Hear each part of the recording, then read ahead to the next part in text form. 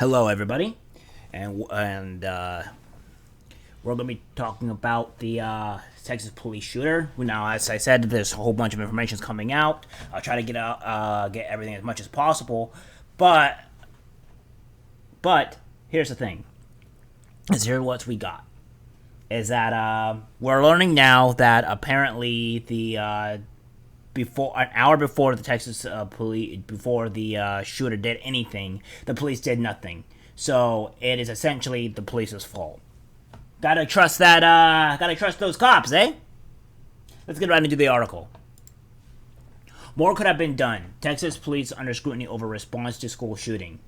Gunmen barricaded inside a classroom for up to an hour before this rampage was brought to an end. Texas law enforcement agencies are coming under scrutiny over their response to the mass shooting at Robb Elementary School in Uvalde after it emerged that the gunmen remained barricaded inside a classroom for up to an hour before this bloody rampage was brought to an end.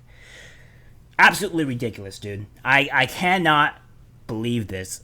Again, this is going as I said. Like, these shootings all have a case in point. They all have a backstory to where what happens in the actual reality of things. Things could have been prevented, and they were not prevented to the lack of, again, the police, or aka law enforcement, or due to the FBI. Again, it's still proving all my points right here. That all these tragedies are usually intended to not to the people, but again to the actual law enforcement or the FBI. This is insanity. Why is this happening? Hello? Everybody that was part of that just sit there and wait that was a police officer deserves to be fired immediately. You have a job to do. Do it. You let 21 people die because of your ignorance.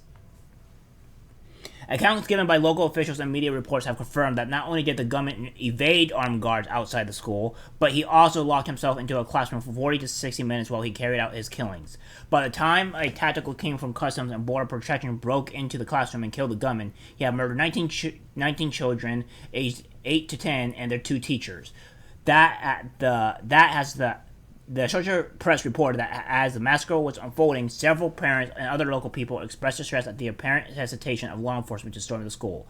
Juan Carranza, who believes that beside the school, told the news agency he witnessed women shouting at officers, "Go in there, go in there." The officers did not go into the building, Carranza said. Trevor Cruz, whose 10-year-old Jacqueline was killed, told AP that the police appeared unprepared. More could have been done, he said. He and other residents gathered outside the school started to plan their own rescue mission as the gunmen remained locked inside. "Let's just rush in because the cops aren't doing anything like they are supposed to," he said. A video recorded by residents and posted on social media captured in real time the anger of parents at the spectacle of armed police standing outside the school and not going in. They're all fucking parking outside, man. They need to go in there. They are all in there. The cops aren't doing shit, but standing outside, shouted one father. A distressed mother yelled, "I'm going to go. All these kids are in school and they're just standing there. Our kids are there. My son is right there." As tension mounted, a police officer is filmed trying to push parents back from the side of the school. "You know that kids are you know that there are kids, right? There are little kids. They don't know how to defend themselves from the shooter," the father said. The criticism of what parents and residents saw as an inadequate law enforcement response was unwillingly compounded by comments from the local scrutiny leaders. As they fucking should be. Absolutely disgraceful. Disgusting. This is the reason why, is that these cops don't actually seem to care, because if they did, this whole shooting would have never happened. Okay? It's absolutely disgusting that I see this. Again, this whole case and study thing, it's everything that led up to this is down to the cops 100%. Disgusting. Steve McCall, director of public safety for the Dread Total Response. The bottom line is law enforcement was there. They did engage immediately. They did contain the shooter in the classroom. Yes, after everyone was dead and he was already 40 to 60 minutes in. While contained in that classroom, the gunman carried out all his 21 killings. Further acknowledging details of the shooting emerged on Thursday. A 10-year-old boy in the next classroom described how he crouched with a friend under a desk. The boy said at one point the shooter entered his classroom and threatened him. Yovo was 213th mass shooting in the U.S. this year, according to the Gun Violence Archive. Okay, so again, they count mass shooting as like random shootings and stuff like that when it comes like gangs and stuff. So again, we have to take that with a grain of salt and see what they actually classify those mass shootings under, and then see what the actual full mass shooting is, because we don't know about that one. An independent database, it defines a mass shooting as an incident in which 4 or more people are injured or killed. Okay, fair enough. Rob Elementary was, but again, still, where? Rob Elementary was the 27th youth school to have experienced that shooting this year, Education reported. The horror of so many children dying in a classroom has prompted renewed soul searching at all levels of American public life.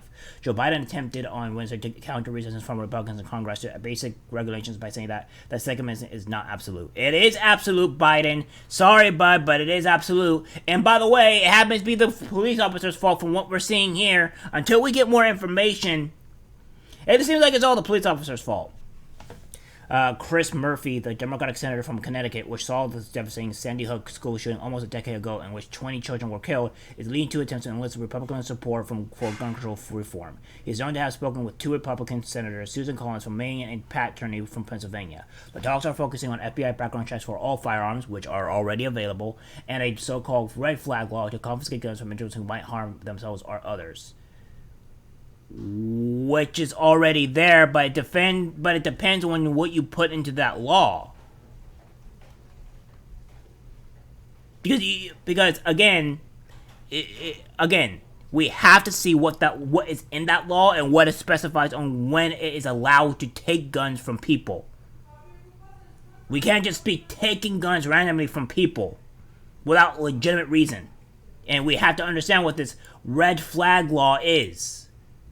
At a rally in Washington held by Evertown for Gun Safety on Thursday, Murphy said he was engaged in bipartisan conversations to try to make the streets and schools safer.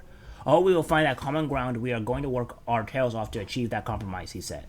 The gun debate has been most intense in Texas as the state deals with yet another mass shooting. Some of the deadliest events in recent times have taken place in Texas, including the 2017 attack on a Baptist church in Sutherland Springs that killed 25, and the 2019 rampage in Walmart, El Paso, that left 23 dead. The Republican-controlled state legislature continues to loosen already minimal gun regulations in the name of what political leaders all call Second Amendment freedoms. A year ago, the Republican governor Greg Abbott signed a new provision that allows Texans to carry handguns in public without a license or training. Abbott was confronted on Wednesday as he held a press conference over the Uvalde shooting by Beto O'Rourke, the Democratic running against him in November. This is on you until you choose to do something different, Rourke interjected from the audience. This will continue to happen. Somebody would need to stand up for the children of the state, or they will continue to be killed. Rourke was escorted out of the room, and okay, we know that. We're probably going to go over that very briefly on what happens, because it's quite disgusting. Actually, this video might actually show something here.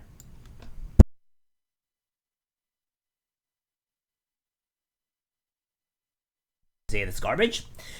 Ted Cruz, the Republican senator for Texas, was confronted by some hard facts by Sky News and ended up walking away from the camera, complaining about propaganda. Asked for his response to the massacre, Cruz played an emotive card, saying in a striking voice, "There are 19 sets of parents who are never going to kiss their child goodnight again." Pressed by the Sky News reporter on why the epidemic of mass shootings happens only in America, Cruz walked away from the interview saying, "Stop being a propagandist." And that's true. There's a whole bunch of other shootings that happen across the world that nobody wants to mention. At all, by the way. The ratio of firearms to population in the U.S. far outstrips any other country in the world, and is more than double the rate of the second country, Yemen, which is undergoing a brutal civil war. The U.S. has also a dramatically higher rate of gun deaths than any other high-income country. The further heated confrontations are expected on Friday, when the National Rifle Association, the lobby group that has been the most vociferous opponent of gun safety laws, holds its annual meeting in Houston. Abbott will be among the speakers, so will Donald Trump. We shall see what happens, but I'm not hearing a lot of good things from the NRA right now, so I'll try to do a report on that at some point. But yeah, this is disgusting. If this is all true, that the apparently 40 to 60 minutes that they actively just waited for this, then that's disgusting. That means this would have never have happened. And we'll go over here to see on what these guys say on this Pacific end. Not accurate. He walked in unobstructed initially. So from the grandmother's house to the bar ditch to the school, into the school, he was not confronted by anybody. To clear the record on that.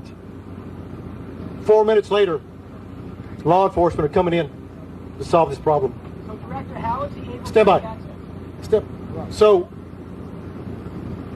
not accurate. He walked in. Okay, so again,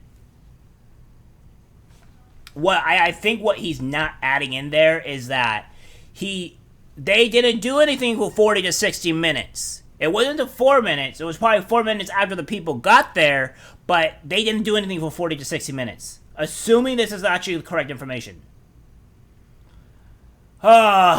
This is why our society is going downhill. Gotta trust those police, eh? They'll protect you, right? No need for weapons, no need for guns. Yeah, well, if anything, this just proves that you do need guns to defend yourself, because obviously the police aren't going to do a damn thing about it. Alright, guys, leave a like, share, subscribe, and I'll see you in the next one. Take care.